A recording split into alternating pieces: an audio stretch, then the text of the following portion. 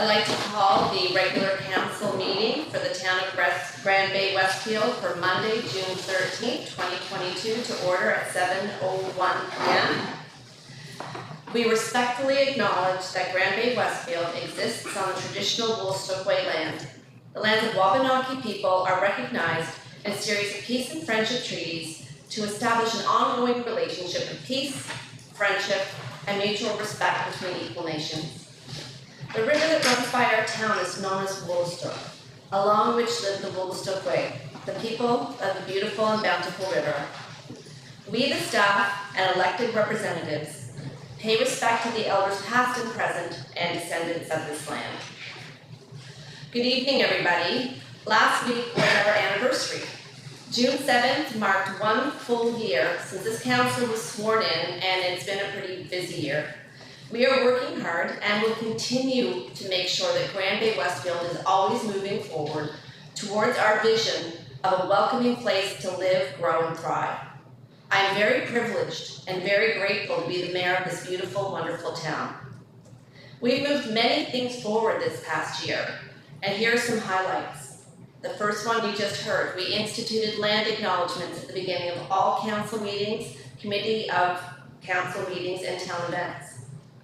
We developed and passed our strategic plan and accompanying tactical plan for our term with the vision statement, a welcoming place to live, grow, and thrive. And our 4 strategic pillars, population growth for financial sustainability, championed by Councillor Balcom, organizational capacity, which is the purview of Deputy Mayor Toole, community vitality, which is Councillor McIntosh Lawrence, and infrastructure, sustainability, and climate adaptation, which is Councillor Day, and Councillor Balcom is co-chair on a number of these committees, and he is our councillor at large. Everything we do as a council is guided by and aligned with those 4 key pillars.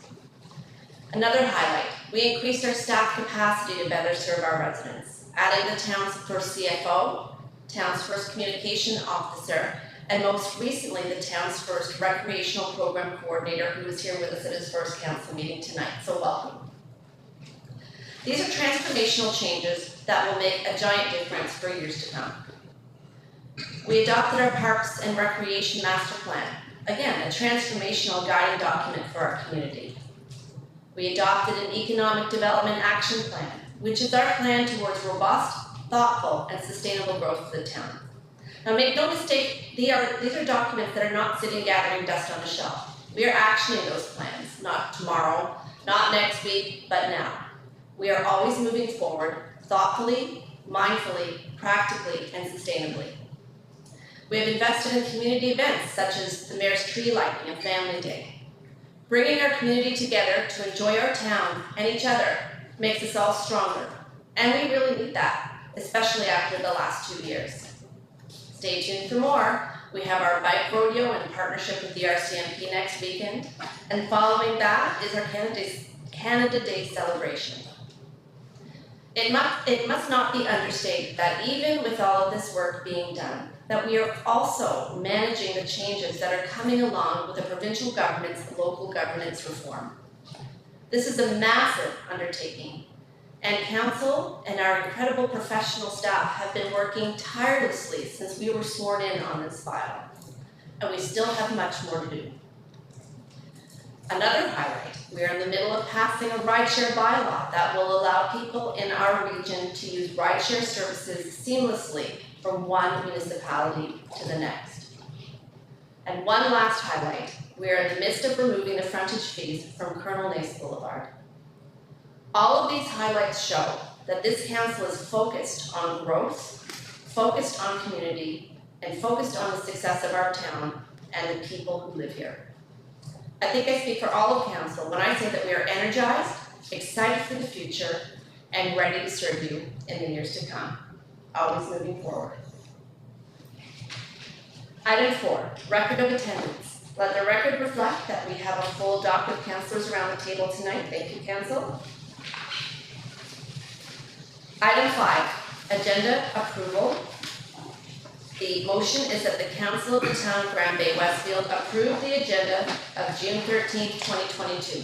So moved. Thank you, Councillor Balcom. Do I have a second? Thank you, Councillor McIntosh Lawrence. All in favor? Aye. Contrary minded? Motion is carried. Thank you. Item 6, disclosure interest. Are there any? There being none, we'll move on to item 7. Is our guest in attendance? No, we've not seen it yet. I've not seen him, so we can move on to item 8 and maybe he's caught in traffic and we can slide him in at an opportunity. Okay, so item 8 is minutes of previous meeting. 8A, regular council minutes of May 9th, 2022. The motion is that the council of the town of Grand Bay-Westfield adopt the minutes of the regular meeting of June. No, I don't. Yeah, I think that should be May 31st. May 24th, 2022. So the motion is the council of town of Grand Bay-Westfield adopt the minutes of the regular meeting of May 24th, 2022. So, thank you. I think Councillor Day, seconded by. Awesome. All right, thank you. All in favor? Aye. Contrary minded? Motion is carried. Thank you. Item 8B, email poll, tarps off, river rentals licensing agreement. The motion is that the council of the town of Grand Bay-Westfield enter into a licensing agreement with tarps off river rentals to locate their business north of the Brundage Point River Center parking lot for a fee of $6.50 per day from May 20th, 2022 to September 10th, 2022 for a total of $741 per the attached licensing agreement. Do I have a motion? Thank you, Councillor McIntosh Lawrence. Do I have a second? Thank you, Councillor Day. John, can you speak to the motion, please? So, Your Worship, I just want to amend this. Locate your business both north of the Brundage Point River Center parking lot and south of Brundage Point, that little cove. Okay. So just both north and south, sorry. And just to speak to it briefly, the tarps off rental want to provide visitors with access to jet skis and canoes and kayaks and an aluminum boat or two. I'm not sure the number, Your Worship, but those should be up and running shortly. Thank you. So who motioned that? Are you okay with the amended wording? And second, okay. We have any questions or comments on the motion? Just a comment, Your Worship. I think this is great news for the community and for our residents. I do too. It's, having something like that's a value proposition for people to come into Grand Bay-Westfield from all over and not just utilize that business and our waterfront, but also, maybe go to the Westfield eatery for a burger or fill up at Schulten's or just stop at Foodland or the bake shop. So it is a good news story, absolutely, and fun. Any other questions or comments on the motion? All in favor? Aye. Contrary minded? Motion is carried, thank you. Item 9 is unfinished business, there being none. Let's move on to item 10. Item 10, bylaws. 10A, ride sharing bylaw number 125. Third reading in its entirety. The Council of the Town of Grand Bay-Westfield, under authority vested in it by Section 10 of the Local Governance Act 2017 and amendments thereto, enacts bylaw 125, Town of Grand Bay-Westfield Ride Share Bylaw, being a bylaw of the Town of Grand Bay-Westfield to enable ride sharing within the town limits. Whereas Section 197.1 of the Motor Vehicle Act states, no vehicle for hire company shall carry on business or facilitate the offer of vehicle for hire services within the territorial limits of a local authority unless authorized to do so by the local authority. 1, if a ride-sharing agency is in good standing and licensed by any New Brunswick municipality, they can operate within the boundaries of Grand Bay-Westfield. 2, this bylaw comes into full force and effect upon third and final reading. Do I have a motion? Thank you, Deputy Mayor Toole. Do I have a second? Councillor Day, thank you. John, do you have any questions? Do you have any background on the bylaw? Sure, Your Worship. The City of St. John recently passed their own ride sharing bylaw and shared it with us. Fredericton also has a ride sharing bylaw. To date, there isn't a ride sharing company in the province, to the best of our knowledge, that include Uber and Lyft. Now what this does do is enable those agencies to set up, and what we've done is we've made the market a little bit larger. The approach that I recommended here, Your Worship, is that we do not have the organizational capacity to license an agency to operate here for a number of reasons: enforcement, collections, inspections, the whole thing. So we're just saying that if the agency is licensed in Fredericton or Moncton or St. John, and you want to come back from the concert, you can just hop an Uber and get here, and there shouldn't be any problems. And this also complements one of the core pillars that is being put forward in the Regional Service Commission for the Transportation Network.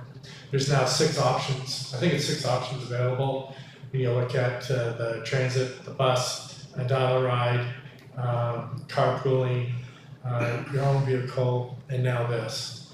So it's not as integrated as, say, you would in a larger metropolitan center. This is not a larger metropolitan center.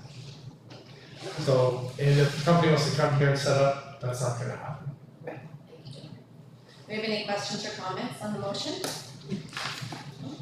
There being none, all in favor? Aye. Contrary minded? Motion is carried. Thank you, Council. We have item 10B, CAO bylaw. The motion is that the Council of the Town of Grand Bay-Westfield adopt by title in the first reading the CAO bylaw number 126. First reading by title, Chief Administrative Officer bylaw number 126. We have a motion. Thank you, Councillor Day. Do I have a second? Thank you, Deputy Mayor Toole. John, can you speak to the first motion, please? Certainly, Your Worship. Section 81 of the Local Governance Act just states that the CAO has the powers and duties that Council prescribes by bylaw or resolution. Right now, Council prescribes stuff informally, it seems. This is a way of formalizing it. There are not a lot of, this is a more common document out west than it is in the east. And this is just something to help both the public and Council, and even myself at times, understand what I should be doing and not doing. What I've been doing, Council, right now is working off the municipal plan, the strategic plan, the AgDev plan, the Parks and Recreation master plan, and taking initiative to make sure those are implemented, not to mention the business of Council that comes up here every day and then provide oversight here. This is a bylaw that helps codify that, protects Council, and protects myself, as well as staff. So yeah, it's it in a nutshell, Your Worship. Okay. Oh, sorry, in a nutshell, having said that, I did send this out for feedback, not just to our solicitor, but to other CAOs, and I finally got a response back today from a colleague. He has some really good questions. And so, Your Worship and Council, when you see this next again, it'll have been amended a little bit, and I'll highlight that, because I think what I received today will make it a stronger document. Thank you, John. Do you have any questions or comments on the motion? I'll just make a quick comment, because as you mentioned, I'm the organizational capacity champion, and these types of documents are really important. I think it really highlights for us kind of, we know what you do, but it shows what you do, and it can help us kind of guide as to what we're responsible for, what you're responsible for. So I think I applaud this being done, so thank you for this, and look forward to the updated version. I think it's great as is, but I know that there are some. No, that's why I have colleagues that, I rely on, they can improve stuff.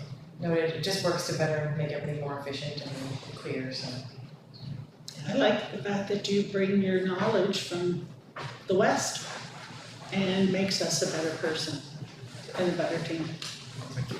I think it highlights the proactive management style that you have and that the town has, to be one of the people, how many municipalities in New Brunswick would have CAO bylaw like this? Do you have an idea? I think it's 0. 0, okay. So we're really proactive in terms of management style, so. It's nice to lead instead of follow. Yeah, very good. All right, are there any other questions or comments? There being none, all in favor? Aye. Contrary minded? Motion is carried, thank you. Second reading by title, Chief Administrative Officer Bylaw number 126. Do I have a motion? So moved. Thank you, Councillor Balcom. Do I have a second? Thank you, Councillor Bailmans. Any questions or comments on the motion? All in favor? Aye. Contrary minded? Motion is carried, thank you. Your worship, just to let council know, I may not be able to make the amendments for June 27th. I just got out of town this week, and then I'm off on holidays the following week, so I don't foresee getting it done, especially to give consideration to some of the suggestions, and I'm hoping I get more feedback, so probably won't be till July that you get the third reading.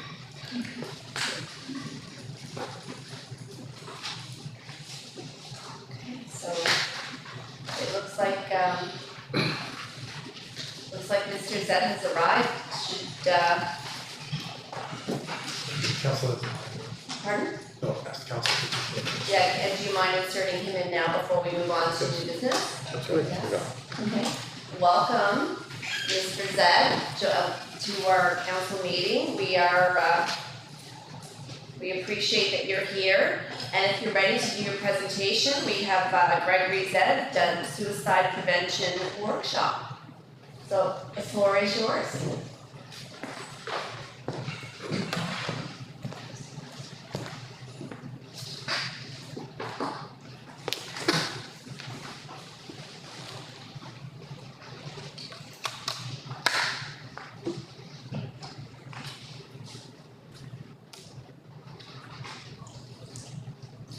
Great.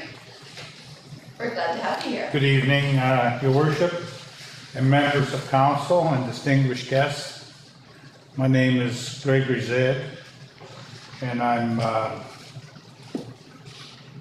forensic suicidologist, the only one in the province of New Brunswick, and recently transitioned from working for Horizon Health, where I worked for 42 and a half years without a sick day, in addictions and mental health.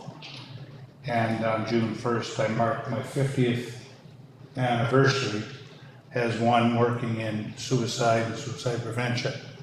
I'm also working with the coroner's office on, not contract, but on a need basis, reviewing all the youth suicides in our province. I want to say, rather than give a presentation on suicide tonight, let's just say that the suicide rate among youth has tripled in the last 5 years. So just by numbers, I would say the province of New Brunswick stays fairly handy to about 100, 125 a year, and that is quite consistent. It's up some months, up some years, down others, but it's quite routine that there's about 100 suicides, and of that there's 100 attempts. So 1 in 10 in New Brunswick are impacted by suicide. I used to be the chair of the St. John or Greater St. John Area Suicide Committee, but upon my transition to private life, I guess, I'm an avid trainer.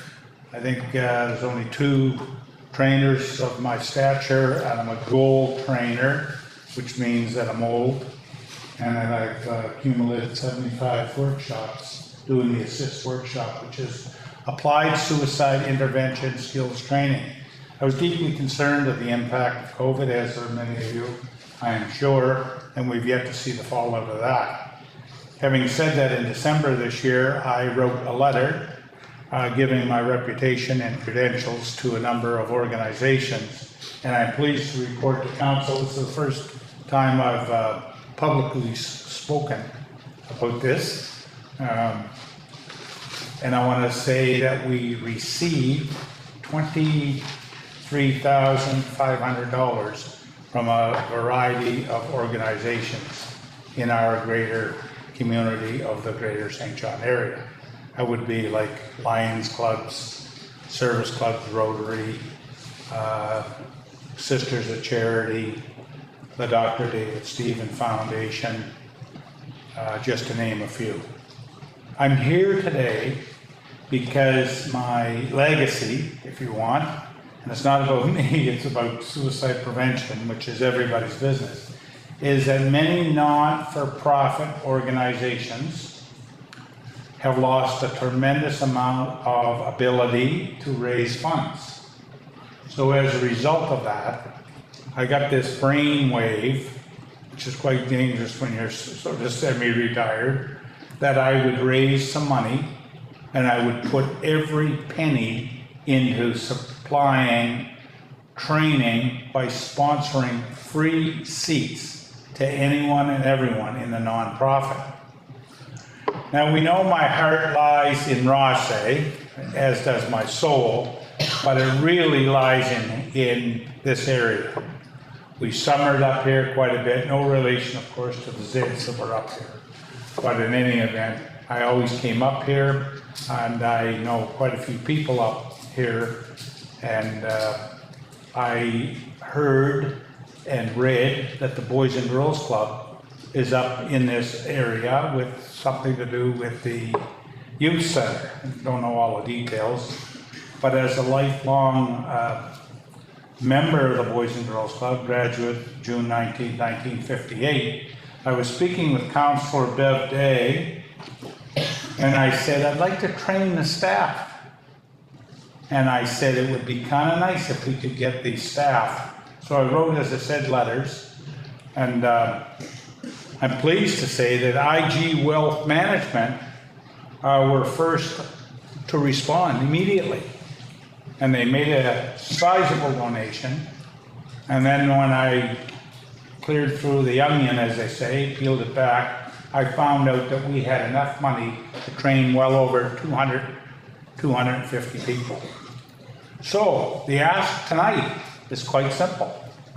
I would like to come to Grand Bay with my comrades, and I would like to put on a sponsored 2-day applied suicide intervention workshop hosted by Grand Bay, whenever Grand Bay-Westfield can make arrangements with me, and all you would have to do is provide at no cost to the taxpayers or to the municipality a place sizable to do the workshop, and we have enough funds to pay for 4 coffee breaks, 2 lunches, and all the materials.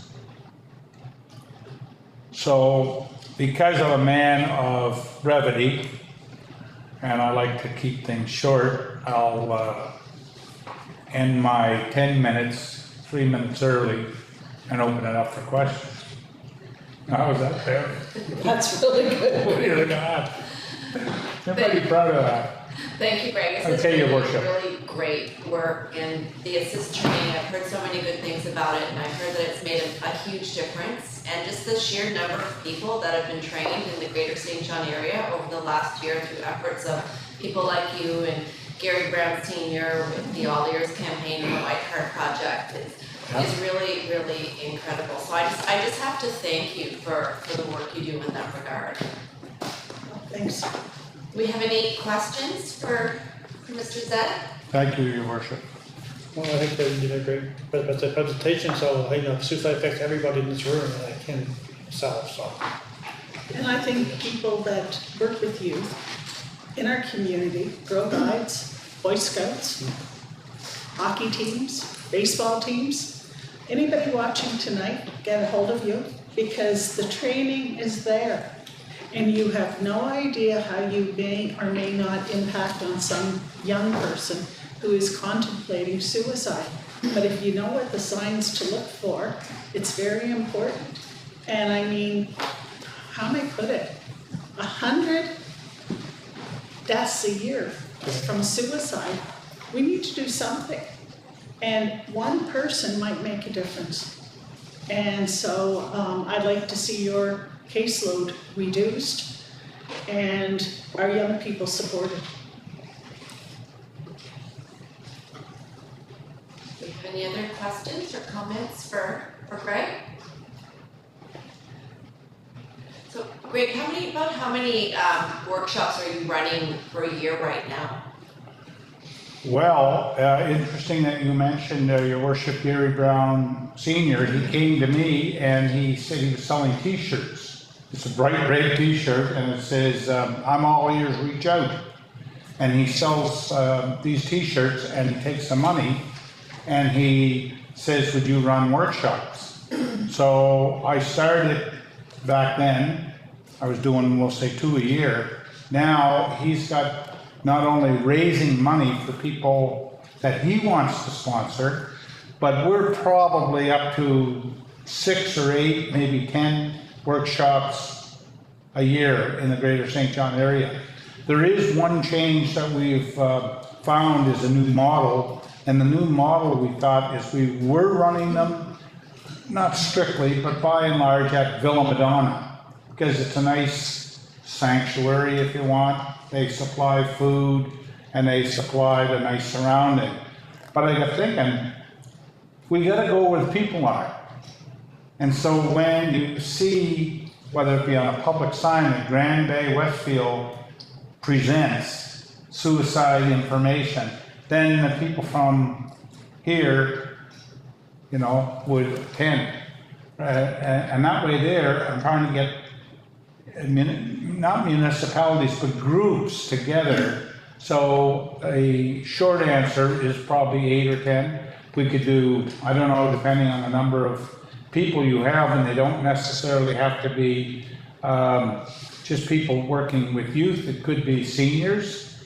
I know something as simple as dial-a-ride that you have developed.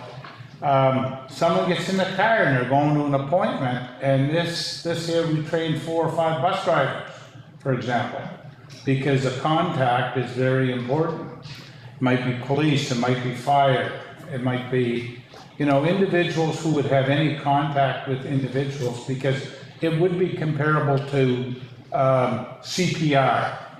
Because what we don't want is hearing after the fact someone saying, geez, where did I go wrong? What did I miss? And I don't want to say the wrong thing. So with the 2-day training, the materials come in, and the materials come in at about $53 or $54. And the 4 coffee breaks and 2 lunches run anywhere between $45 and $50, depending on, you know, who you get to do it, whether it be a caterer or, you know, whether you put the pop, you know, and then rent of the facility and stuff like that. So we're not on the cheap, so to speak. And the trainers, whatever is left over, they take a small honorarium, but by and large, they put it back into the kitty. If you do the math, 30 people at $150, it's about $4,500. And so if we were to host it here, we'd have that kind of money that would be on the table for someone to not organize it, because we run it ourselves. Just get a place where we can put 30 people in and another breakout room where 15 could go off at noon hour. And, you know, we can chip in with the equipment, get a couple of laptops and LCD projectors, and then a caterer. And caterer just comes in at 10:30, runs the coffee and donuts, and then at lunch, make sure the crowd is fed, and have a little break in the afternoon, the same thing. And then the next day run the same sort of thing. Could be the Legion, could be, the sky's the limit, whoever wants to be ambassadors for this program. So if somebody wants to sponsor a seat for somebody, or somebody wants to take the training, what's the best way to reach out to you, Greg? Well, I think right now they could call me, and my number is in the phone book, the 4th Z on page 169 of the phone book, 847-4158. But ideally, if, for instance, say Grand Bay-Westfield wanted to have a workshop, then let's identify an ambassador, or call it whatever you want, you know, person, and just say make 1 phone call. I don't mind registering people, but there's nothing to register. You know, as long as we have 30 people show up, you don't want 30 people signing up and 10 people showing up. Because the materials are very expensive, $53 or $54, and Yeah. you know, you order the catering and you know, that kind of stuff. And I would never, as a former mayor of the little village of Brentford, would ever put it on administrative staff in the office. They're, you know, you're overworked and underpaid and all that kind of stuff. I appreciate that. So it's not a, I didn't want to get into the, not the red tape, but if you know what I mean. It'd be like maybe the, like, I think you mentioned the Girl Guides. Maybe the Girl Guides leader wants to act as a hostess. Maybe it's the Boy Scouts, you know, someone like that. And just rally the troops and put it on your web page. And Mike Thomas, no, I don't think he's here. He's been writing quite a bit about the mental health issues here in Greater St. John. I think he's an electrician by trade, and he might run with it. I don't know. It's, how do you guys want to handle it, you know? All right, so, does anybody have any questions for Greg? No?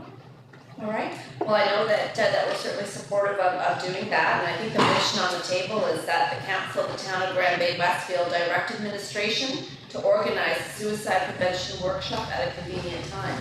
Do I have a motion? Thank you, Councillor Belvin. Do I have a second? Councillor Day, thank you. Any questions or comments on the motion? There being none, all in favor? Aye. Contrary minded? Motion is carried. Thank you. And thank you, You're Greg. very I welcome. appreciate your time and your expertise and the good work you're doing. John? So our new recreation program coordinator, Rick Adams over there, will work with Greg to set up a time that's agreeable for everybody. Okay. It's awful nice of you. Pardon me? That's awful nice of you. Yeah. You know, to have someone like Rick to do that. Yeah. That's what I get for coming to council and not asking for any money. Okay. Sure. Thank you very much, Your Worship, and Nice members of to see you. council and the general public. Okay. All right, so we'll move on to item 11, new business recommendations. 11A, mandate letter, recreation program coordinator. The motion is that the council of the town of Grand Bay-Westfield approve the mandate letter for the recreation program coordinator. Do I have a, thank you, Councillor Day. Do I have a second? Thank you, Councillor Balcom. John, can you speak to the motion, please? Yeah, certainly, Your Worship. This is part of the process that we undertake here to be strategically driven.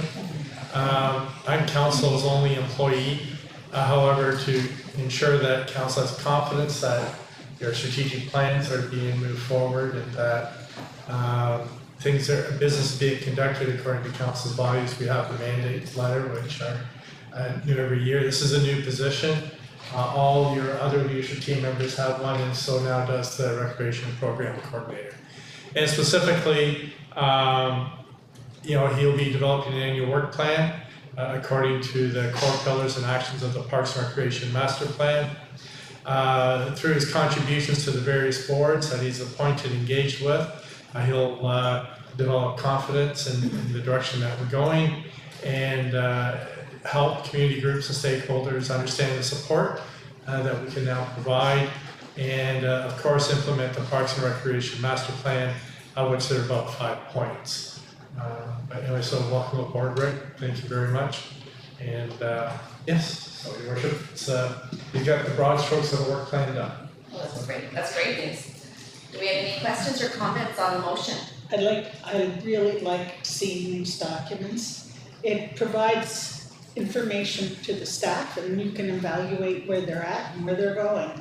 And people aren't twiddling their thumbs wondering what to do next, and thank you very much for those. Thank you, Councillor Day. Do you have any other questions or comments on the motion? Deputy Mayor Toole? That we're all, I know, very excited for you to start. We're very happy. We like the changes in the staff complement that have happened to help us move forward on our strategic plan. So we're really pleased to have you. Thank you. Any other questions or comments on the motion? I just want to say that, as I said in my opening remarks, we've been very strategic about the things that we're doing, the plans that we've adopted, we're actioning, and this is just another example of that. And, one of our goals is that improved physical, social, and mental health for our residents, which leads to a vibrant and thriving community. And this document is just another manifestation of that. So I want to thank our CAO for moving this forward. So thank you very much. Do we have any other questions or comments? There being none, all in favor? Aye. Contrary minded? Motion is carried. Thank you very much. 11B. 11B1. Actually, maybe I should get you to speak to this before we do the motions, because there's a number of them. Okay, Your Worship, so where we're at now is snow removal and ice control. I'm not sure, but I think it was last January, the Public Works Manager came before council and talked about what type of level of service does council want and the residents, and we had feedback. And fundamentally, the desire by the residents was to have the status quo. They liked the type of service that was provided. And all that was done in preparation and to go to the market because the contract for our current provider expires in about 18 months. So the winter of 22-23 is the last winter of this contract, and then what do we do going 23-24? So we did a request for a proposal, and that was sent to market. And what we also did was a study as to what's a reasonable number we should expect as an offering or submission from a vendor. And so that was done in January, February, I believe, and presented to council. And that helps us understand, are we getting reasonable value for a dollar? And then, of course, things have changed with the invasion of Ukraine. That's really helped spike inflation. There's been logistic issues. And so some of the prices that we dealt with then are a little out of whack. However, we did the comparison, like what's a reasonable number that we should expect for delivery of a service? And so having done that, the market price provided by the vendor AVL, who was the only bidder on the project, was $1,050,000, if I recall the number exactly. And now our calculations, with all the fixed costs, because fuel is one of those costs that it doesn't matter if AVL delivers it or the town delivers it, it's a cost that the town has to bear. Now, having said that, the cost for the town to deliver it is what we estimated to be $133,000, which is about $177,000 in savings. But that also includes taking on the venture of, I think it's around $240,000 per annum for the construction of a works depot building that would incorporate the full complement of works fleet, snow plus the other pickups, but also include expansion into delivering in-house parks, maintenance, and stuff like that, so lawn care equipment. Now, so this is where we're at now, is what's the best way to move forward? We've done an analysis just what it would cost to bring snow control in, but also if we brought parks in as well, so that we can maximize the savings to our taxpayers. And so what we have come up with, either the Public Works Manager, the CFO can correct me, but I think the overall savings we're estimating, again, reality somehow can smack you in the face sometimes, is about $283,000, give or take a little bit. So this is what we're looking at, $283,000 in savings. If we take snow control out of the public sphere and move it into a responsibility delivered by the staff here at the town, that would mean hiring 5 more people. We have an idea of the type of skill sets we want, and perhaps more importantly, the type of attributes. We want people who are willing to learn new skills, to become new employees of the town. I've already spoken with our union president that this is their recommendation coming to council, that rather than contracting out service for over $1 million per year for a cost of over $5 million over 5 years, that we bring it in-house, and that we're anticipating but not guaranteeing council potential savings of $1 million over the life cycle of the proposed tender. And then, of course, we would carry on over time. So the first motion, Your Worship, is regarding whether or not to approve the contract to AVL. I have a series of 4 motions, I believe.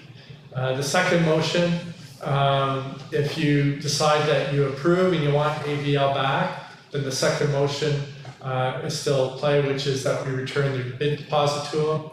The third motion is if council decides to defeat the first motion and have the corporation of the town provide snow removal service, is that we would hire a consulting company to help us set everything up. And then the fourth motion is then that council would authorize me to take the necessary steps, including purchasing of equipment, to implement this. The reason that we're looking at purchasing equipment now, council, is that the lead time we've been told for delivery of any new equipment, and I'm not saying we're going to buy all new equipment, but if there's, what we want to identify is if there's a piece of equipment that should be new, that we should purchase it, it's anywhere from 12 to 18 months. So we're barely on time to have delivery for the winter season of 23. So that's where we're at, Your Worship. We've done a lot of work to provide you with the information. I'm not going to sit here and guarantee that we're going to meet all those targets, but we're certainly going to do it. There's a lot of volatility due to reasons beyond our control, and there's also going to be substantive corporate culture change here, where we're looking at almost doubling our works department staff. Currently, we have 3 full-time, 3 seasonal. And we're going to be asking the seasonal to become full-time and then adding 2 more people on top of that. And then we're going to be adding the burden on other people because the extra administrative tasks that are required. Neither the CFO nor I see that as being a significant burden. 5 more names in payroll is really not a whole lot different than what we're already doing. And then, of course, the invoicing and stuff is stuff that we do anyways. So we're looking at this as a challenge, Your Worship. There is some risk, I'm not denying that. One of the things that we will be doing is talking with AVL, and what we'll be doing then is looking at, we would like to have a soft transition, Your Worship, where maybe they do some in 23, 24, and we do some, so that maybe over the course of 3 to 5 years, the town takes it on. Is there equipment that they have available that they'd like us to purchase and whatnot? We'll also be talking with the city if there's any surplus equipment, as well as DTI. Now, we have talked to some other communities to see how they've done this, and we have a path going forward. We don't necessarily have all the answers today. Is there anything beyond that I need to say? No, I think that's good. I just wanted, before we started in with the motions, I know it's a little bit out of order, but, so what I'll do now is I'll read the first motion, and then I'll open up the floor for questions. I was just wondering, Your Worship, if I could just ask the CFO if there's anything that he thinks should be added? No, I think that's very comprehensive, John. It's, analysis shows that it's a financially prudent option. At some point, a decision has to be made, and a contract now just means a decision has to be made in 5 years' time. So. And Your Worship, if you don't mind if I ask the Public Works Manager, or? Yes, no, I think you've given the overview there, excellent, what's going on and sort of the purpose of that. And again, there's going to be new challenges, there's going to be a challenge, but we'll make it happen. So I look forward to it. Okay, so I'll read the first motion and then open it up to questions. So the first motion is that the Council of the Town of Grand Bay-Westfield accept the bid submission from AVL Construction Group Inc. for 5-year winter maintenance services at the bid price of $5,250,000 plus HST for the winter seasons starting November 2023 to April 2028, and authorize staff to prepare the formal contract. Do I have a motion? Thank you, Councillor Day. Do I have a second? Thank you, Councillor Bellman. To open the floor to questions and comments on the motion. Your worship, many of the councils preceding this group have always talked about what could we do in-house versus contracting out. The presentation from Gemtech tonight and from our CAO shows that there are substantial savings at this point in time. And to me, this is the tipping point. When you have a contract come in at such a high bid, that you need to really start and look at it to see whether or not we have the value for the dollar. And I'd like to thank the CAO and our teams, because you've really spent a lot of time working with Gemtech to look at it. And I think it's time for us, if we're gonna grow, it's time for us to start looking at things differently. So hats off to all of you.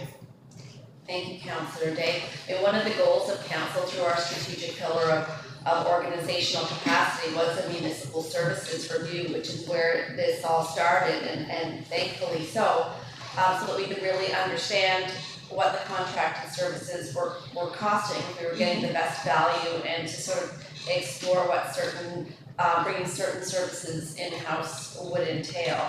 So having those numbers in hand when we get a bid that is 64% higher, I think. Yeah, 64% above the last contract.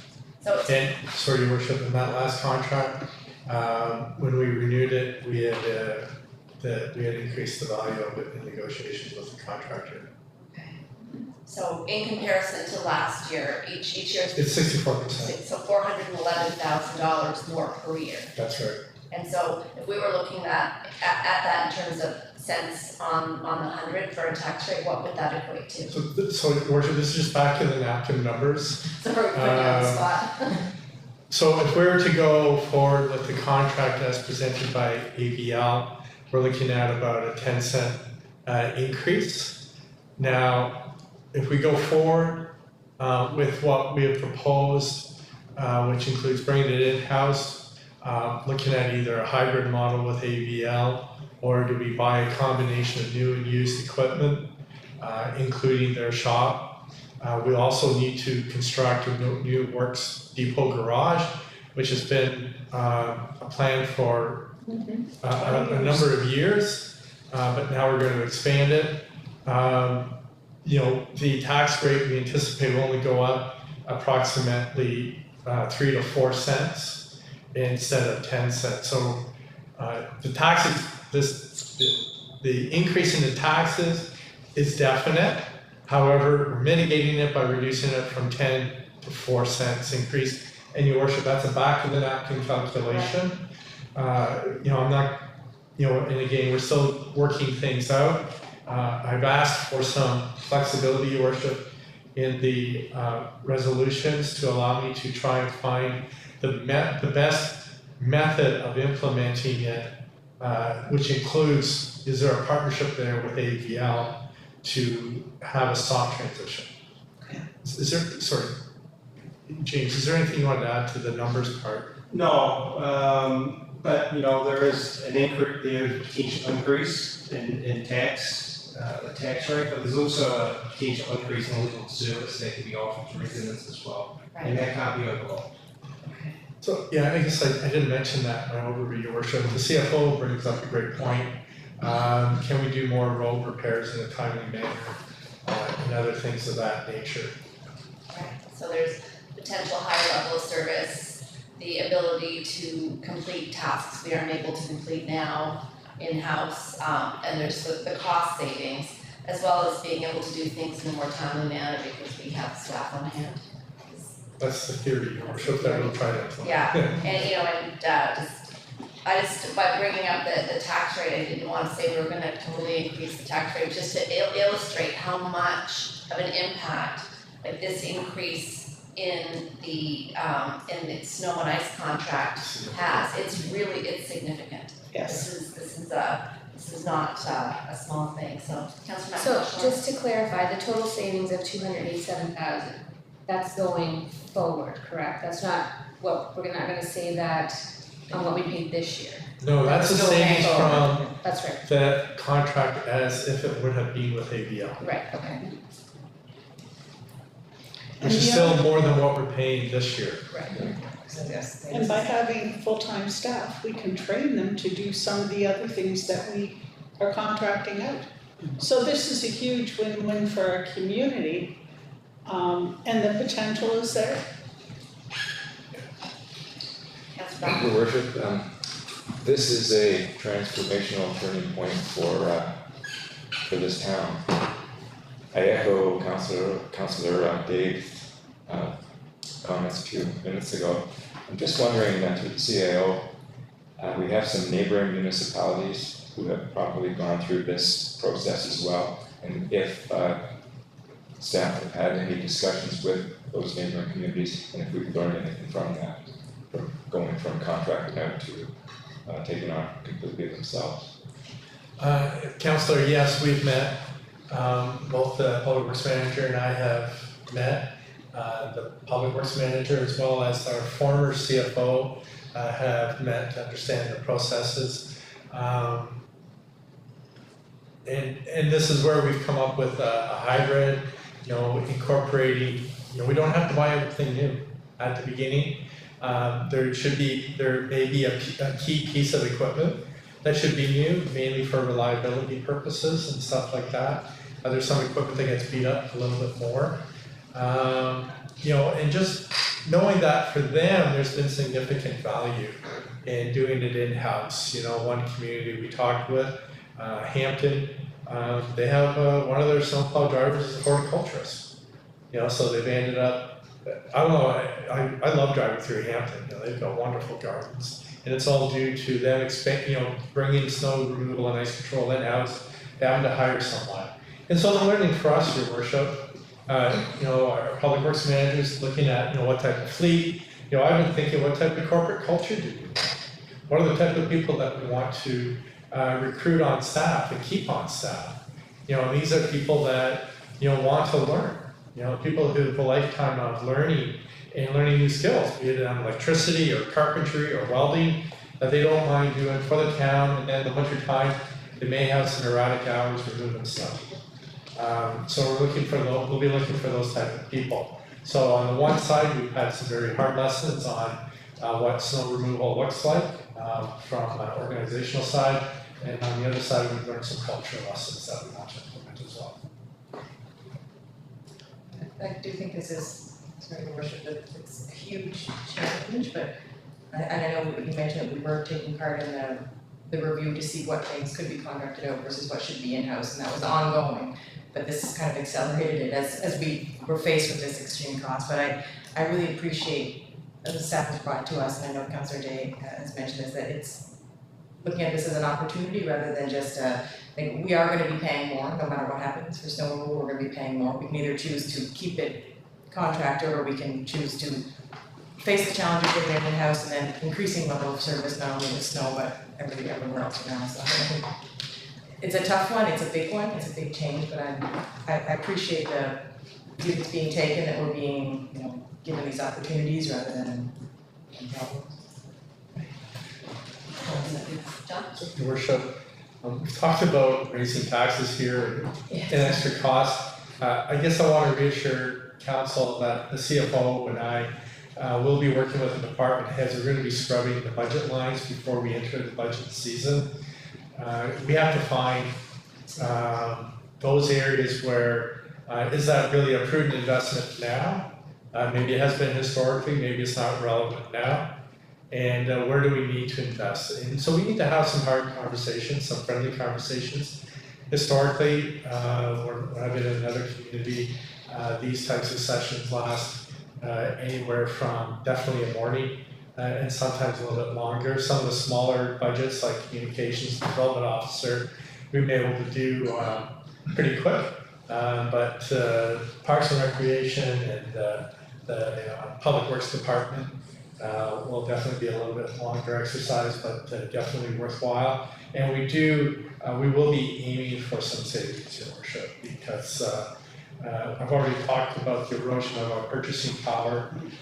We have to be able to find some way to ensure that these types of changes aren't too much of a burden for our residents. And inflation is a very real thing, we're seeing the effects of it in real time, and will continue to do so, over the next couple of years probably.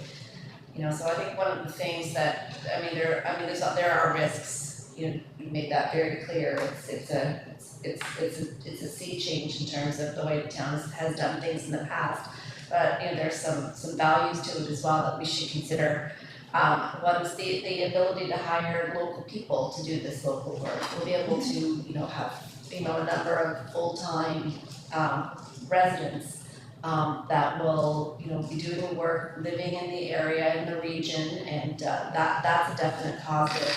Our money is going to be going towards assets and people and skill sets, as opposed to just a service, and we don't have anything left at the end of the day. I find it really hard to swallow over 5 years giving $5,250,000 and not having anything at the end of the day. No assets, no people, no skills, no increased value add. When the CFO tells me that this is a prudent financial decision, it's also, it's not just about, that dollar sign at the end of the day, it's about what we're gaining by doing it this way in terms of actually having assets. So I think that's important. And then again, that increased capacity to provide more service year round and more and different services, and like I said before, faster. So instead of waiting 2 weeks for a contractor to come and do something, we would potentially have the ability to send someone out that afternoon to solve the problem that needs to be solved. So, and that direct control over level of service can't be understated. That's really, really important. Yeah, I guess I just want to remind council, just as it's taken me a little bit of time to get used to Grand Bay-Westfield, it'll take time for our Public Works Department to mature, to be able to work as a team, and to be able to do some of those things that we ask. So there will be growing pains, but they're going to be positive growing pains. I don't want to promise that there's going to be the expert service that maybe some people take for granted in the past, but we will get there. Mm-hmm. And I think this is really, really exciting for us. And I mean, we want economic growth. Well, we need to be able to show that economically we can manage our own dollars. And that description the gentleman from Gemtech gave us tonight. Do you rent and see no value like you just talked about? Or do we buy a house? And yes, there's going to be repairs, and yes, there's going to be problems. But at the end of the day, we have assets. And if down the road, the contract price is better than in-house, then we're able to sell those assets and move forward. I don't ever see that, but I would like to think very positively, and it's part of our town growing. Your Worship, I don't, Councillor, I don't know that we want to take that mindset in. No. That's hugely disruptive to the organization. These are also people's lives that we hire and whatnot. So I just want to caution that we should be in this for the long haul. Yes, definitely. Yeah. And I know what you're talking about, because in food service and hospitals, we're constantly threatened with contract out. So, and one thing that the CFO brought up, and maybe he could just speak to it, John, is that there'll be less cost implications as the town grows. So, James, could you maybe explain that to anyone that's watching? Well, so say development occurs and a new subdivision goes in, it will increase the kilometrage that would need to be plowed, and under a contract model, they would look to increase the fees applicable related to that. So if we were in control and we had the equipment, we had the people, we could service that area with minimal cost to us. We wouldn't need a new public works garage, we wouldn't need, potentially could utilize the people that we have, the equipment that we have to service that. So we just allow flexibility to service large areas. Thank you, James. Do we have any other questions or comments on the motion? Councilor Bowden? Any other comments or things we should consider doing? Probably is just thinking right now. Okay, all in favor? Contrary minded? Yeah. Motion is defeated. Thank you, council. We will move on to item 11B2. The motion is that the council of the town of Grand Bay-Westfield authorize the release of the bid security deposit to ABL Construction Limited. Do I have a motion? Thank you, Councilor McIntosh Lawrence. Second, Councilor Day. Thank you. All in favor? Aye. Contrary minded? Motion is carried. Thank you. Item 11B3. The motion is that the council of the town of Grand Bay-Westfield authorize the CAO to engage Gemtech Consulting, who has experience in winter operations and winter equipment, to assist the town in preparing for winter operations by November 2023. John? Sorry, can we put up to $10,000? Okay, so that the council of the town of Grand Bay-Westfield authorize the CAO to engage Gemtech Consulting up to $10,000.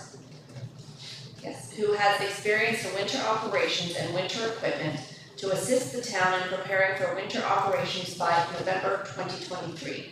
Do I have a motion? Thank you, Deputy Mayor Toole. Second. Thank you, Councilor Balcom. All in favor? Aye. Contrary minded? Motion is carried. 11B4, that the council of the town of Grand Bay-Westfield authorize the CAO to begin sourcing the purchase of surplus snow removal and ice control equipment and buildings from relevant entities such as ABL, Province of New Brunswick, DTI, and the City of St. John. Thank you, Councillor Bellmans. Second, thank you, Councillor Day. On the question. Yes. Your worship, ABL has provided this community with incredible snow removal services for a long time, and I'd like to thank them tonight. It has always been the nights I'm coming home from the hospital, I drive through St. John, holding my breath, and as soon as I got to the town limits of Grand Bay-Westfield, I knew ABL was on the job. The road conditions would be totally different. So I would like to thank them, and my hope moving forward is that they will work with our team here and have a very positive transition. Thank you, Councillor Day. Thank you. Do you have any other questions or comments on the motion? All in favor? Aye. Contrary minded? Motion is carried. Thank you, council. This was not a small decision here tonight, or an insignificant change to operations. There will be some risk, but at the end of the day, we will end up with assets, trained staff, control, and additional capacity. And we will have assets at the end of the day. So I think that's important. So thank you very much for that. Item 11C, Fire Service Review Contract. The motion is that the council of the town of Grand Bay-Westfield award 2022-02 request for proposal Fire Service Review and 10-year strategic plan to Transitional Solutions, Inc. as per the specifications of the RFP at a cost of $49,330 plus applicable taxes. Do I have a motion? Thank you, Councillor Day. I have a second. Thank you, Deputy Mayor Toole. John, could you speak to the motion, please? Yeah, Mr. Worship. So I requested the chief to conduct this review for a couple of reasons. One, this is something that the town has never done. And by no way do I mean to cast aspersion on the chief. I think he's a very good fire chief. In fact, of the fire chiefs I've worked with, I'd probably say he's been the best one. Not only just because of our ability to work together, but also the way that he manages the fire department. He does an excellent job. And the other thing I would compliment the chief as well is that he runs it in a sustainable manner within the context of the financial resources of this town. And there are many municipalities that we go to in which the chief is oblivious, or the union may be oblivious, to the real financial constraints faced by councils and administration as they try to steward the taxpayers' dollars. So having said that, that is why we're doing the review. What is the best way to steward our taxpayers' dollars? And that is to ensure that the department is delivering those types of services that this community needs, and to what standard do we want them to deliver. So as an example, we are a community that runs along the edge of the St. John River, a huge river. It has a current and it's deep. We do not have the capacity to rescue. Is that something we need, even though the Coast Guard is set up at our dock? So that's the type of question I'll be asked. And then they'll have a 10-year plan to be able to implement. So before I turn it over to the chief, I'll just say there were three submissions. TSI is a company that council and administration have worked with before. They did the review of the financial services department, then they provided the orientation and strategic planning exercise for council, and now this. There was one local agency, and then there was another agency that was primarily out west, I believe. That's where most of the people seem to be from. I think there's one or two from Ontario too, right? I think one was Ontario, one project one. Yeah. So anyway, so that's where we're at, and I'll just ask the chief to fill in the blanks about updating. Sure. So in addition to those reasons behind it, some of the other real advantages I see coming of this is, and in particular, the way that the firm that was top rated. So when we received the bids, it wasn't simply who offered the lowest price type of concept. There was 4 criteria that we had to rate each of the submissions, and a lot of it had to do with the qualifications of the firm, what value they were adding. We of course put out a request proposal asking for certain things, but part of that ask was for them to provide us services and areas of study that we didn't necessarily think of. So that's kind of the value added side of things. And that's where the scoring all came in. The advantage, I think, even, obviously the goal is to review the department as a functions for the town, but there's a lot of things in here that are going to affect the actual internal operations of the department. One of the things they're going to look at is, as everyone knows, we are, almost entirely a volunteer department, and we're not a small volunteer department, so the workload and the time commitments of the volunteers is significant. We have honorarium structures in place, we have recruitment structures in place for retention. It is really about looking at all of that and making sure that it's working. Part of this, they'll be talking with, if not every firefighter, as many firefighters as they can. Some of it will be kind of a conversational type thing, some of it will be completely confidential surveys, and really get that sense that everyone is here, that they're comfortable in being here, that they feel they're being provided what they need to do the job. With thanks to this council, previous council's support of the fire service, I went into this very confidently that a lot of these results will be good, but I also think we're very confident that we're going to gain a lot. We're going to learn a lot of things that will really help the department move forward. Thank you, Chief. I just want to echo CEO's comment that you're an excellent fire chief, and I'm very proud that we have such a highly regarded fire service in our town. Do we have any questions or comments on the motion? Your worship, I think this is another area like the snow removal where we need to evaluate where are we and where are we going. So hats off to all of you for spending the time and the value of adding who's offering you what in a contract instead of just handing it to the first bidder, I think is an awesome step forward. So thank you. Any other questions or comments on the motion? There being none, all in favor? Aye. Contrary minded? Motion is carried, thank you. Item 11B, pumper tanker contract.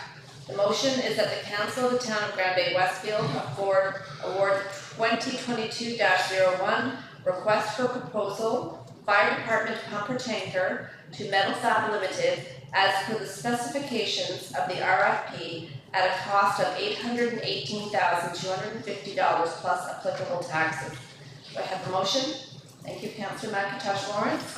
I have a second, Councillor Day. Thank you very much. John, you speak to the motion, please. Yes, Your Worship.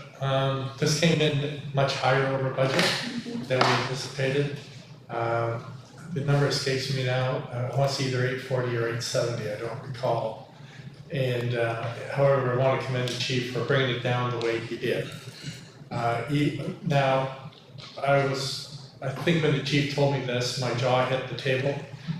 Just the chassis alone cost $400,000. And by paying for it up front, we're going to save $13,000. It's one of the ways you save that. However, we're going to, that's a cost to us because we have to carry that until the debenture kicks in. So nothing is free. However, having said that, the chief worked with his committee to design a truck that suits the needs of the community, and it came in at that price. Is there anything you want to add to that? Other than, I think it's like kind of everything else we've been experiencing over the last 6 to 8 months. And, you ask somebody one day how much something is gonna cost, and 30 days later, it's, $45,000 more than that. Or, sometimes 15-16%. After we received this, when I was talking to Metal Fab, the chassis alone, if we were to hold off on this until July, will go up by $33,000. Just based on July 1st, there's going to be a 6.5% price increase. So, and that's just the effects of where we're at in the economy today. So hats off to all of you. Again, you're doing a great job on behalf of our council. Thank you. Do we have any questions or comments on the motion? I have one for the chief. Just for the benefit of everyone that's watching, how often would we replace a truck like this? This type of truck would be 20 years. 20 years. So when we're borrowing money for this kind of truck, it's not just for this generation, it's for future generations, and you can spread it out, which is what we've done previously. Thank you. Just a comment, Your Worship. Metal Fab is in New Brunswick company, isn't it? I don't know the answer to Yes, that. it It is? I thought so. Well, About that's, 20 years ago, I had the pleasure of touring that facility. I just wondering if they had moved or okay. remained in New Brunswick, and they shipped fire trucks worldwide. Is that right? Yeah, they still remain in Centerville, New Brunswick, and this would be our second truck that they built. Good question. Yeah. Is the V so high because of COVID-19 still, or because of the backlog of trucks, or Is the what? the backlog of trucks, like the COVID-19, everything's slowed down? We may Truck need the increase in, Chassis and all the stuff going on for buying trucks. What was it, you mean the increase in price? Yeah. There's a number of factors. There's a shortage of skilled labor. There's logistic issues, in getting stuff. Steel's been an issue. I'm trying to remember what some of the other factors are, but the invasion of Ukraine has kind of thrown things for a loop as well. I think COVID is more or less in rearview mirror. I attended a webinar last week by the Atlantic Provinces Economic Council. And one of the takeaways is that the GDP is back where it should have been if COVID hadn't happened. So I think that some of these disruptions now are external to COVID for the most part. It's just the uncertainty with what's going on in Europe. And of course the backlog, because there's a lot of pent up demand for stuff. Yeah. So I mean, the way down a year, we're gonna go down, that's the unknown, right? So Yeah, like the CFO can speak up after I do. That's not, the reports that I'm reading don't indicate that.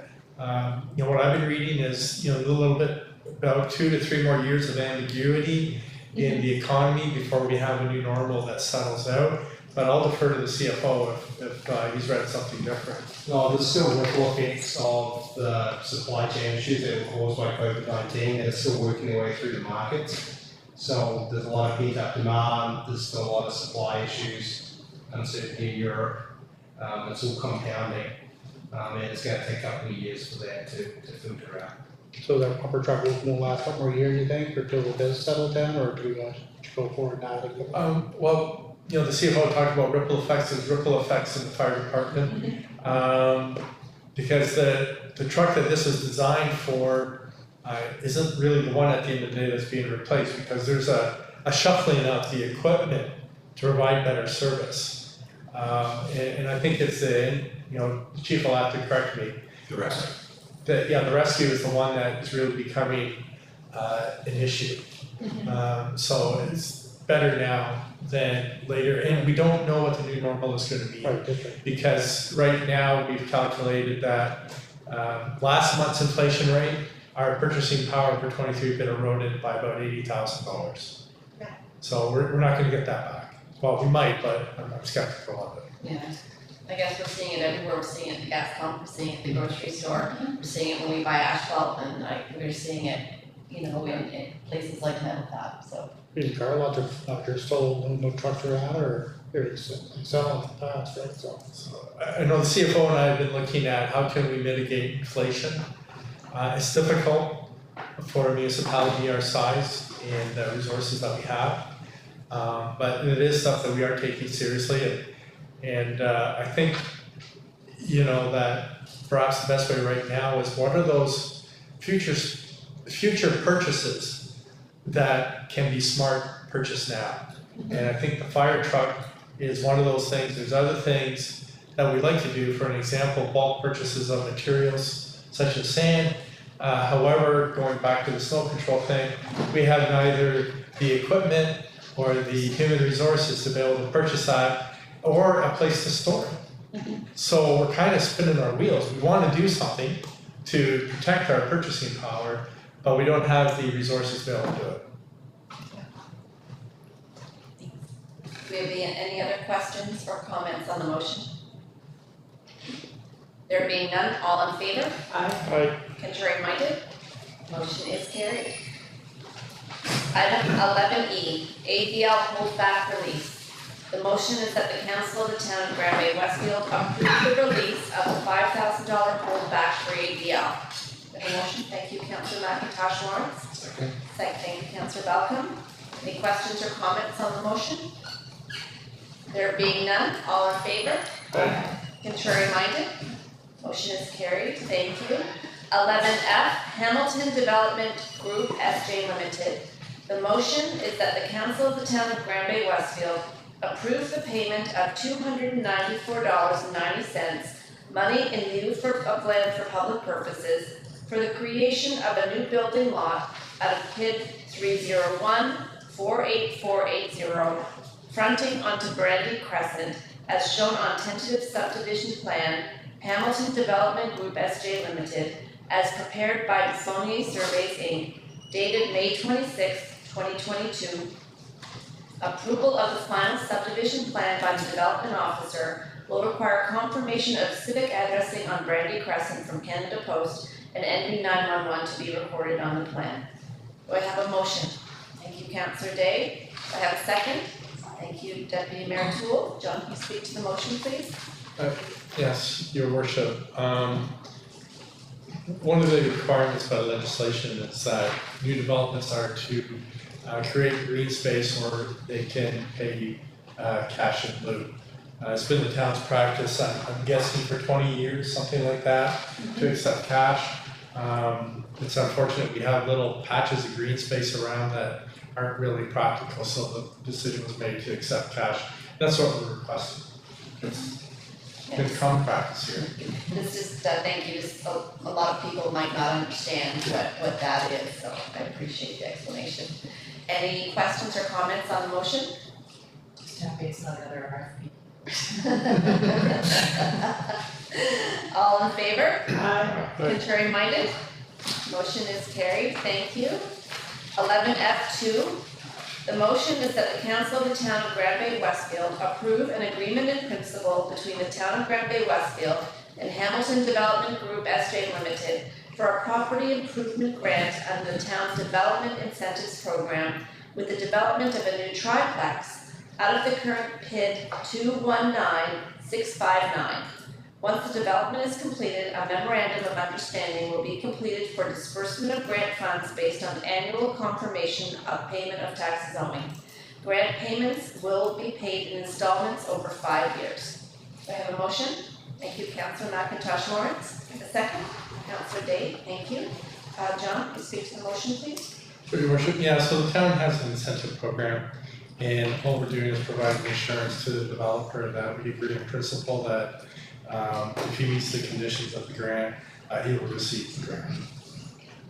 Okay, thank you. Any questions or comments on the motion? I just want to highlight that this is a good news story. A triplex is a good thing. It's exactly the kind of housing we need right now. Grand Bay-Westfield is clearly open for business, so that's the good news. And Your Worship, these appear to be priced to be affordable.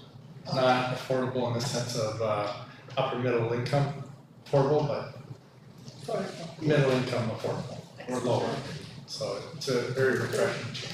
Yeah, when I was away at FCM, which I'll talk about later, one of the main topics of conversation was the housing prices and affordable housing. And the fact that municipalities of all sizes need all kinds of different types of housing, and so it's good to see that we've got this development. So thank you. Any other questions or comments on the motion? I'd just like to make a comment that it's a good example of the new municipal plan and zoning law that was adopted in 2020 as more permissive documents. And this is our first example where our property within an R2 zone could entertain the triplex as an option. So it's a really good proposal. Oh, that's great.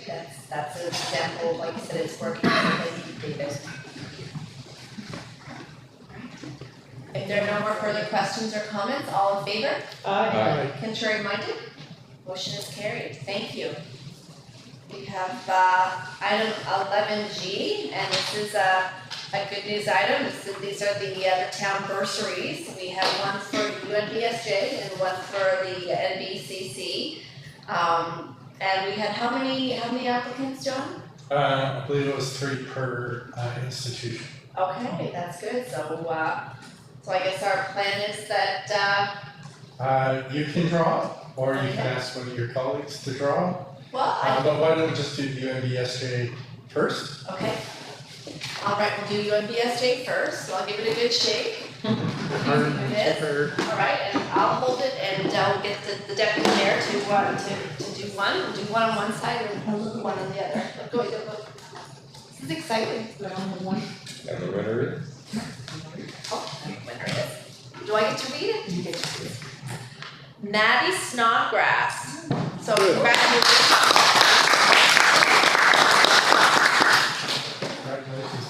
Yeah. Okay. And this is for NBCC. Yeah. And we'll get a counselor on this side to pick one. Pick the right one, John. There are no wrong ones. All right, and Jim, you can read it. I had the glory the last time. The winner is Michael Shannon. Yay!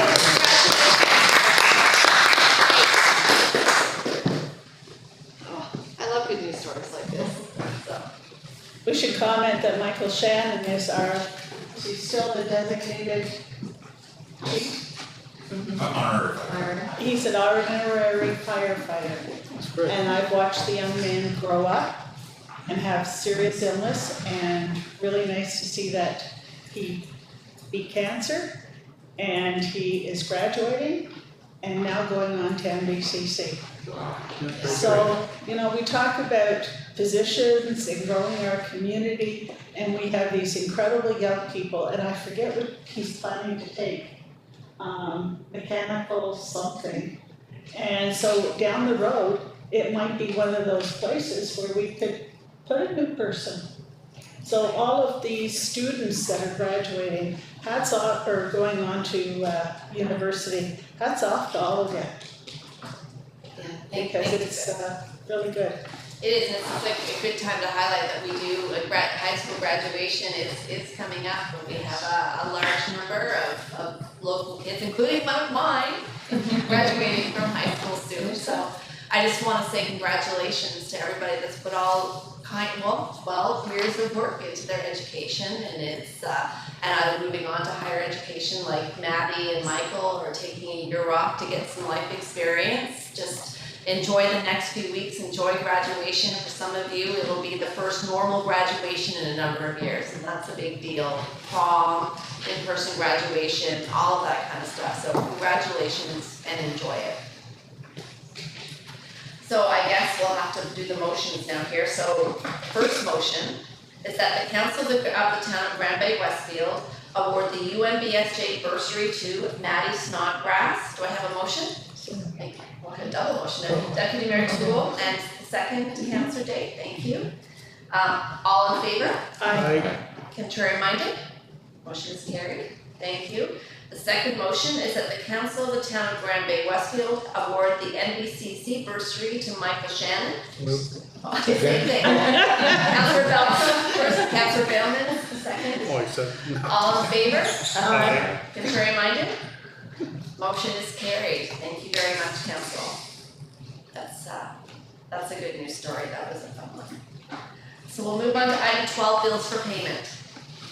The motion is that the council of the town of Grand Bay-Westfield authorize the June 13, 2022 bills for payment as presented in the amount for $421,934.60. Do I have a motion? Thank you, Councillor McIntosh Lawrence. Do I have a second? Thank you, Councillor Day. Any questions or comments on the motion?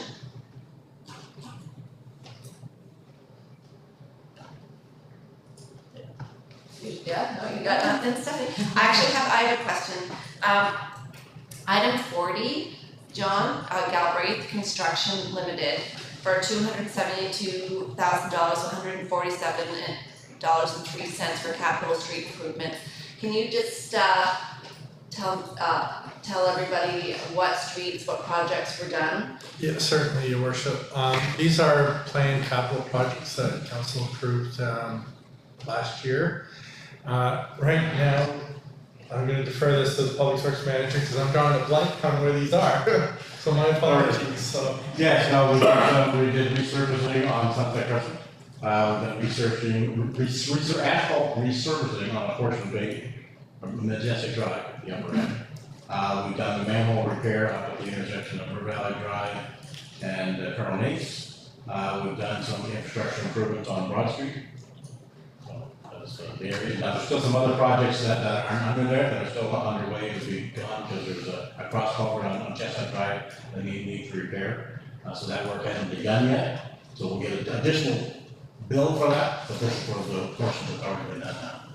John?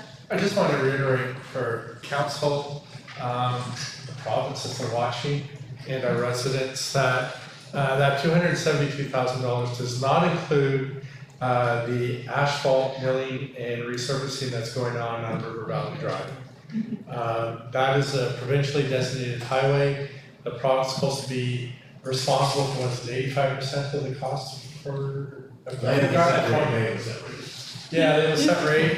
Anyways, this is money that the town is spending above and beyond and has done for a number of years. I would like to say that we've been spending $100,000 a year, and that would be accurate if it wasn't 2022. However, the significant increase in cost of oil had us have a pretty interesting meeting with the Public Works Manager where if he wanted to do all that work, he had to find money from somewhere else in his operating budget. So I think what was it, almost $40,000 we had to find in your operating budget to cover that?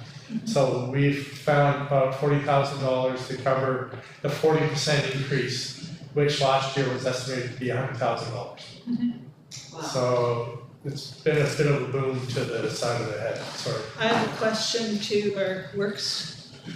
Majestic Drive, you did do the top of it, from, I can't remember the street that comes down the hill, but going from what has been done down to the bottom of the street, we have an orange line.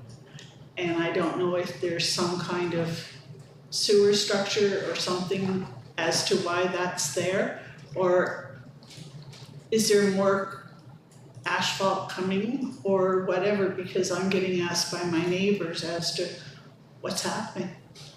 The short answer is when Galbraith's crew came Yes, and they were marking out the road to paint or to work on, the error really started. oh, okay, all right, But that's why I would say that the bottom portion is on the list for future years. yes, But that okay, line that started at Longwood and went up was okay, installed accidentally. okay. No, that makes sense now. Okay, so thank you very much, and I need to tell you, they've done a great job up there. Thank you, Councillor Day. I have another question sort of leading from what you just explained about the work that's being done on River Valley Drive, where that's it's a provincially owned highway. And it's costing us $100,000? We budgeted $100,000, but because the increased cost of oil, bitumen, it went up to about $139,000. I forgot the exact number. So what we had the public works manager do is find that money in his operating budget. So there's other stuff that won't be done. Right. And it goes back to the question about fire trucks too. There's work to do. Given the condition of the road this year, we felt it more prudent to ensure that we did the full scope of work rather than cutting back. And frankly, you know, if I could have the works manager find another $100,000 in his operating budget so we could do more, I would, but I don't think he can find it. Or he doesn't want to find it, one or the other. No, again with that, you find me another $100,000, I think that. That's not his issue at all. Yeah, so and now this is a bit of a sore point with municipalities all across the region. All the regional mayors just recently got together and sent a letter to the minister, Mr. Green, talking about the municipal designated highway program and that the envelope provincially needs to be bigger than it is, and the way it's allocated needs to be looked at as well. The entire Greater St. John region only was approved for less, the entire region was only approved for less than a kilometer's worth of work for the next couple of years. But our residents are paying $140,000 to maintain a road that doesn't actually even belong to us, to make it drivable. Yes, exactly. So just to make it, I know I did this earlier with the snow removal, but to make it really sit home with people to know how much this is actually costing them, if we were gonna put that, if we were gonna like put it in terms of cents on the tax rate, do we have an idea of what that might I be? think it'd be about 3 cents. Okay, that's significant. Yeah, so just that inflationary pressure on oil is about 1 penny. Now, I would also like to say, I had the Works Commissioner talk, I think it was last summer, wasn't it, with his colleague, that right now, the policy seems to be by DTI to wait for a road to fail before they invest in it. And, you know, and it's much better stewardship if we can fix the small repairs to prolong them from the larger ones. So there's a rule of thumb, it's a rule of thumb only, is that when you have to look at the base of the road and, you know, rebuild that and the asphalt, which has to be done when you look at subsurface stuff, that's about an 8-cent repair. You know, some of the milling and asphalting that is currently being done along River Valley and Airfits is 3 cents. Now, when you do micro sealing and some other crack filling and potholes, that's considered a penny repair. And all we're suggesting in that letter, Your Worship, was that if we could practice that type of asset management, you know, the province's roads go a lot further. You know, that we can put off these 8-cent repairs, because you're never gonna catch up, because all of a sudden the 1 penny turns to a 3 penny, which turns to an 8 penny repair. And, you know, I think money could go further than what it is currently going. And with the road assessment in the community, we've done that over the years, really managed that much better than what initially my first year on council, being given a videotape and asked to determine what our needs are based on what was on the videotape. And we've been doing that road assessment every year basically since. And it really does mean that our streets are lasting us, we'd like to say even longer. But with the winters we've had and some of the springs, they can only do so much. But it's, you're right, it's better to put it in and fix it now than to fix it later. Have any other questions for I John? feel driving on the new pavement on the right, the main road, felt good for a second, and then reality gets back in again, you're auto, you realize how bad the road before the patches were. Now the good patches are good, and the better road's still bad, so. Yeah. All right, do we have any other questions or comments on the motion? There being none, all in favor? Contrary minded? Motion is carried, thank you. Item 13, consent agenda. 13A, Town of Grand Bay-Westfield Organizational Chart. 13B, letter local government. C, letter Mayor O'Hara. D, email Crime Prevention Association of New Brunswick. E, letter Mad Strides for Change campaign. F, RVCC board meeting minutes, March 15th, 2022. G, email 2022 notification of NBSR vegetation management program. H, building permit report. I, capital spending report 2022. J, capital projects report 2022. K, entity 51 profile. L, email poll, community vitality committee appointments. M, Canada Games Aquatic Center, interest refund. N, PAC minutes, May 2nd, 2022, and consent agenda. The motion is that the Council of the Town of Grand Bay-Westfield receive and file the consent agenda items for June 13th, 2022. I have a motion. Thank you, Councillor Balcom. Do I have a second? Oh, thank you, Deputy Mayor Toole. Any questions or comments on the motion? On the G, the vegetation, what are they using for chemicals on the railroad tracks?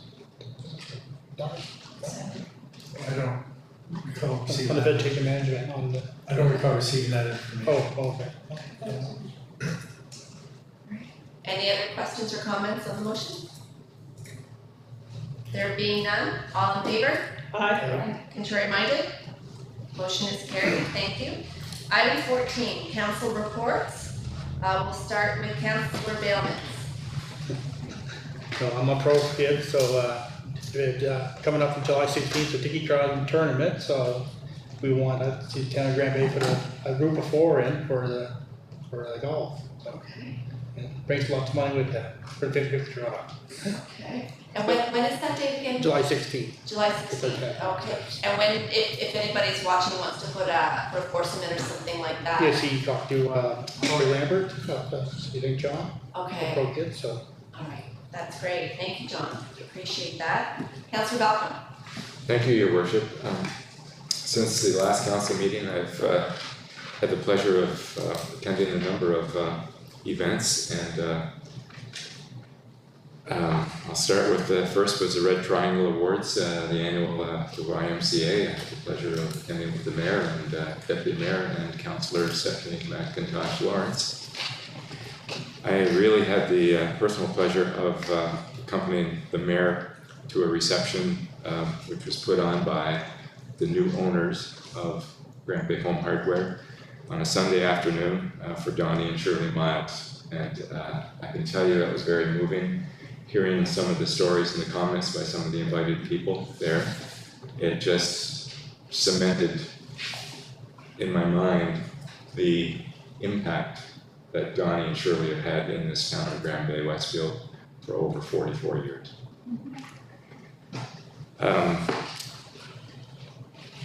I also attended a welcoming reception for Rita, Laura, Roman, and Dasha that a number of councillors and your worship attended. That was also extremely moving and very well put together, and I think that they've felt very welcomed. Attended the PAC last Monday evening, and last Friday with the CIO and your worship participated in a telephone interview with Business View magazine from Ontario. And earlier today, I had the pleasure of attending St. John Region Chamber of Commerce Distinguished Speaker Series with the Mayor, Deputy Mayor, Councillor McIntosh Lawrence, and also Councillor Day, and the CAO, where the Premier was the guest speaker. Thank you.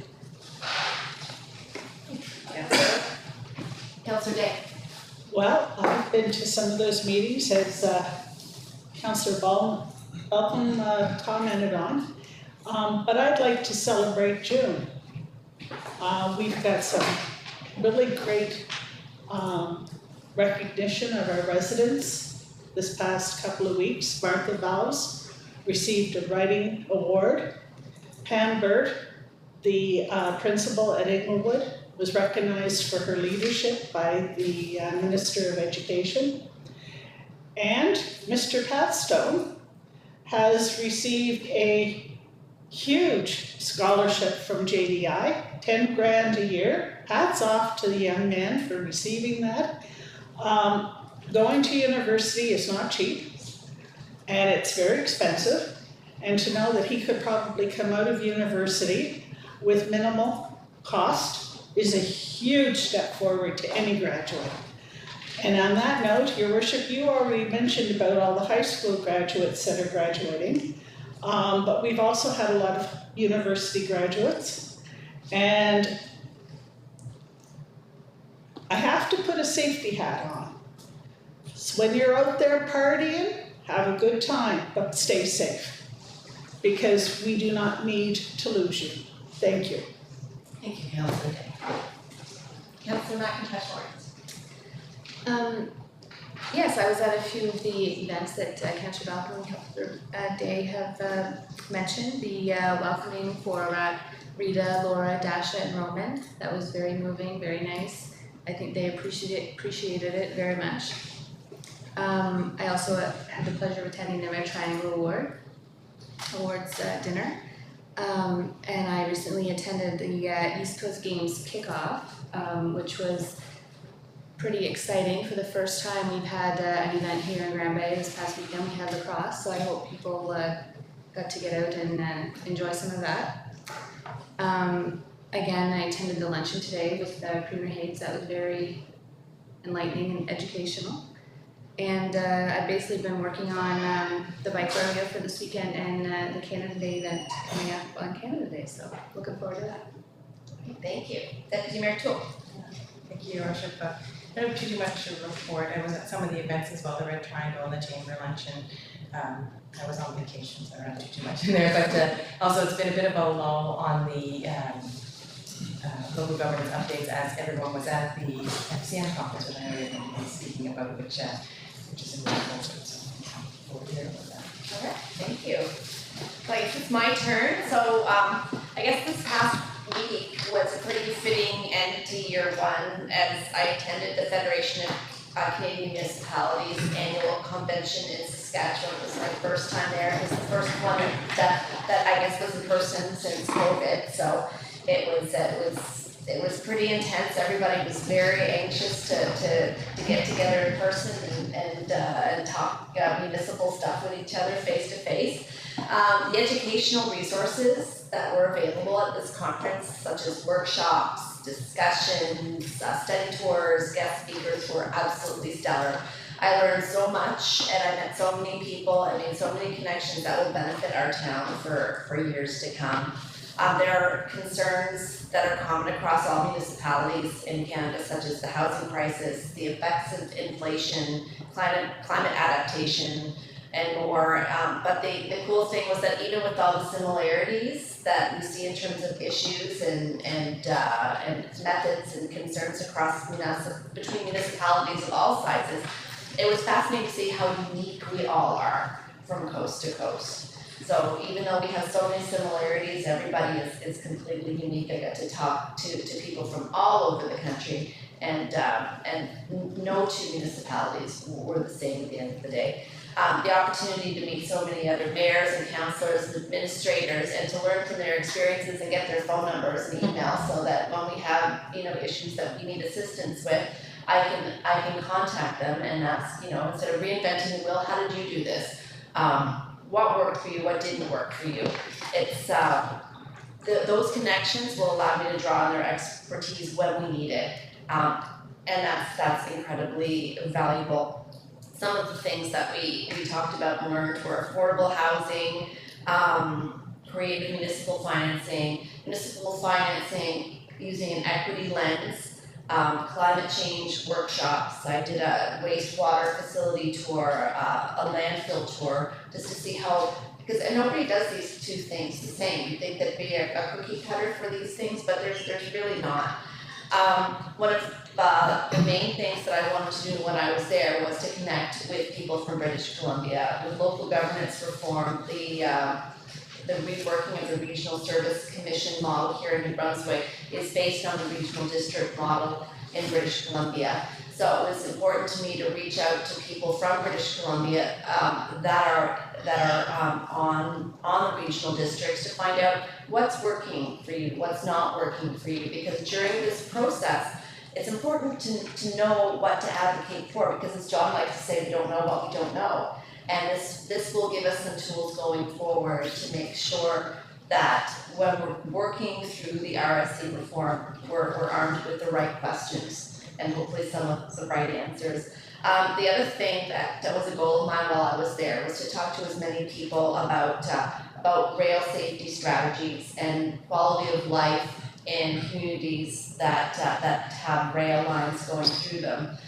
With the port expansion, which is going to be, I know we like to throw this transformational word around a lot, but there's really a lot of transformational stuff going on in our region right now, and the port expansion is one of those things. It's going to bring an economic boom, it's going to bring, high, good paying jobs to the area, but it's also going to bring increased rail traffic. And so while we're very supportive of the port expansion and everything that entails, we also have to deal with the reality of the fact that increased trains are going to be something we're going to have to learn how to mitigate. So being able to speak with the Railroad Safety Association, being able to speak with executives from CP, being able to speak with municipalities who have been through similar types of growth in the area, and being able to have the ability to reach out to them later should we need to was really a valuable thing. So I was just really happy to be able to go. So the other thing that was really neat were the political keynotes. They were all excellent, but we were addressed by the Mayor of Kyiv when we were there, and there was a dry eye in the house. It was a very emotional moment for everybody, and you really connect with how blessed we are when you're addressed by somebody in a situation like they are in Ukraine. So Regina was wonderful. I'm very thankful to be back here, hopefully armed with more knowledge that will help us continue to move our town forward, and I'm ready to continue to serve in here too. So that's my report. And I did all the other stuff with this. All right, thank you. Oh, and just one other thing. I just wanted to highlight with my council reports that a number of them used their time, not to just highlight, you guys talked about everything that you did, but you also shone a light on other people as well. And I think that that's important, so thank you for doing that. Like the Jarvises and, like Tom's Pat Stone, etc. But somebody didn't say something here, and I just want to highlight that. Our own Councillor McIntosh Lawrence is hosting a Ukrainian family right now. So I want to thank you for opening up your home and supporting that family that's here with wrapping your arms around them, you know, bringing them places, showing them the ropes, so thank you for doing that. Okay, so with that being done, we'll move on to item 15, business arising from committee of the whole. There being none, we'll move on to item 16, which is adjournment. The motion is that the council of the town of Grand Bay-Westfield adjourn the meeting at 8:50 p.m. Do I have a motion? So moved. Thank you, Councillor Billings. Do I have a second? Councillor Day, thank you. All in favor? Aye. Contrary minded? Motion is carried. Thank you, everybody.